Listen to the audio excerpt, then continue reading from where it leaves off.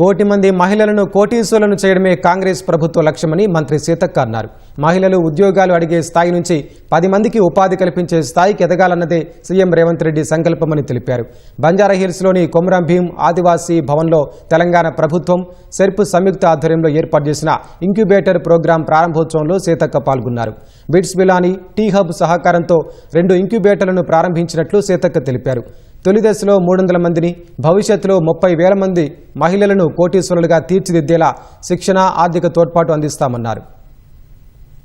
Bits Pilani and T Hub వీరు సహకారంతో మనకు ఒక్కొక్క ఇంక్యుబేటర్గా మనకు 10 crores రూపీస్ అన్ని రాష్ట్రాల్లో ఒక్కొక్కటి వస్తే మన దగ్గర 2 రావడం జరిగింది.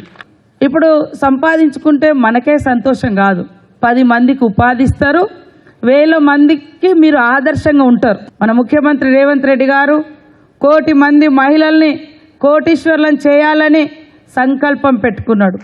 మొట్టమొదటిసారి రాష్ట్రంలో కాంగ్రెస్ ప్రభుత్వం అధికారంలోకి వచ్చిన వెంటనే రాష్ట్ర వ్యాప్తంగా మహిళలందరికీ బస్ ఫ్రీ ప్రోగ్రాం పెట్టడం జరిగింది. దాని మీద కూడా చాలా మంది కుళ్ళుకుంటున్నారు. ఎందుకో మీరందరూ అర్థం చేసుకోవాలి.